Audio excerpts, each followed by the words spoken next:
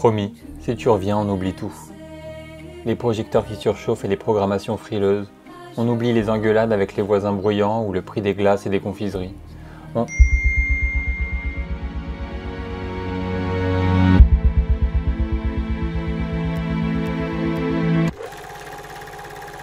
Question primordiale, question essentielle, car pour toute votre vie, le film que vous choisirez sera le premier vu post-confinement.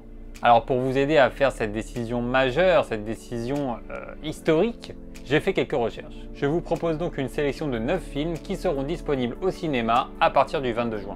Pour pimenter ce top, chaque film représentera un profil de spectateur et définira votre approche du cinéma dans ce fameux monde d'après. Je me base seulement sur les échos plus ou moins excitants car évidemment je n'en ai vu aucun.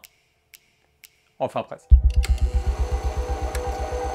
Oui, je commence par un petit bonus, Elephant Man, le deuxième film de David Lynch que beaucoup connaissent déjà, mais la ressortie en salle d'un petit chef-d'œuvre est toujours à signaler. Ça reste la meilleure occasion pour découvrir ou redécouvrir un classique. Si vous choisissez ce film, vous choisissez l'intemporel, vous choisissez la valeur sûre.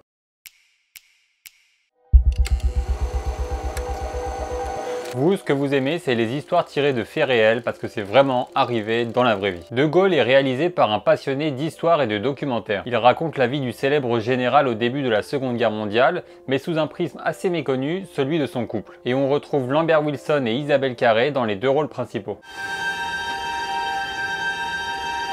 Et si ce film semble très académique, il baigne probablement avec beaucoup de réalisme dans les coulisses de cette guerre et dans cette relation qu'il peut être intéressant de découvrir. Si vous choisissez ce film, vous choisissez les faits réels, vous choisissez l'histoire avec un grand H.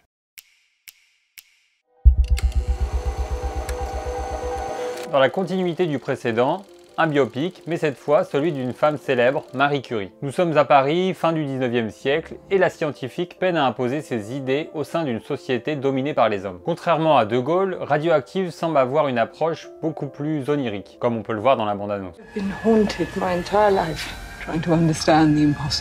Un univers logiquement marqué puisque la réalisatrice Marjane Satrapi est l'auteur du génial Persepolis, un film qui était déjà très engagé. Donc si vous choisissez ce film, vous choisissez la lutte, vous choisissez le féminisme.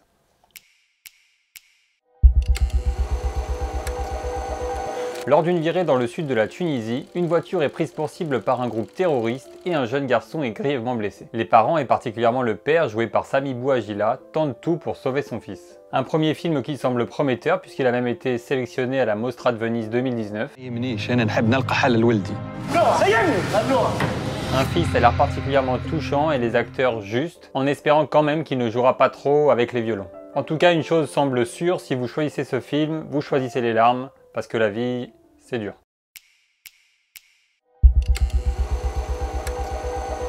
Encore un premier film, sélectionné cette fois à la Semaine de la Critique à Cannes en 2019. Il raconte l'histoire d'un couple qui visite une maison dans une ville étrange et qui semble incapable d'en ressortir. La bande-annonce est complètement absurde et vend bien le film, mais je vous la déconseille puisqu'elle a l'air d'en dévoiler beaucoup.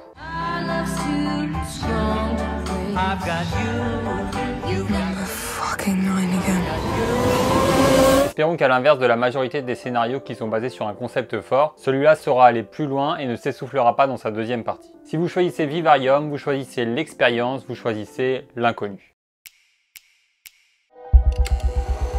Bon bah je crois que c'est le moment de vous abonner là. Hein. Réalisé par Mathias Malzieu, chanteur du groupe Dionysos qui était déjà passé par le cinéma via l'animation. Et s'il choisit cette fois l'image réelle, il conserve avec une sirène à Paris toute la folie des contes de fées. Le film raconte l'histoire d'un crooner au cœur brisé qui découvre une sirène sur les bords de la Seine. Lui s'est promis de ne plus tomber amoureux et elle peut faire exploser le cœur des hommes juste en chantant. Une histoire d'amour fantaisiste qui semble s'autoriser beaucoup de poésie et d'imagination, chose bien rare dans le paysage français.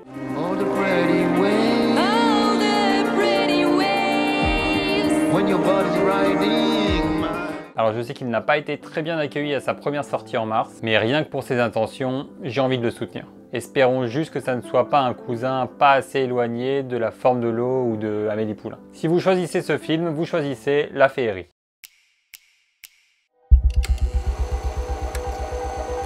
On arrive dans les 3 derniers et c'est un petit peu mon top 3. Sélectionné au Festival du cinéma américain de Deauville 2019 et à la programmation acide de Cannes de la même année, Mickey and the Bear raconte l'histoire d'une adolescente qui doit choisir entre s'occuper de son père accro à la drogue et l'opportunité de fuir ce foyer malsain. Premier film d'une réalisatrice et surtout premier rôle principal pour l'actrice Camilla Morrone qui semble avoir fait forte impression et qui vaudrait à elle seule le déplacement. Where you going? I told you I'm tired. From what? Reste à savoir si le film souffrira des défauts du cinéma indé américain ou s'il réussira à captiver et à surprendre jusqu'au bout. Si vous choisissez ce film, vous choisissez le désir d'émancipation, vous choisissez l'indépendance.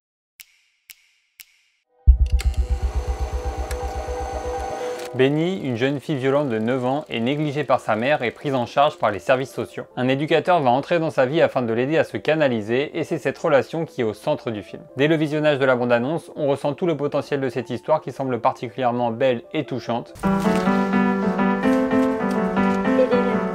Hast du mal dein Echo gehört? Mama hasst mich. C'est le seul film qui ne fait pas l'objet d'une ressortie, donc impossible d'en savoir vraiment plus, si ce n'est qu'il a déjà eu la récompense du meilleur premier film à la Berlinale 2019, et ça, c'est pas rien. Si vous choisissez ce film, vous choisissez l'éducation, vous choisissez le social.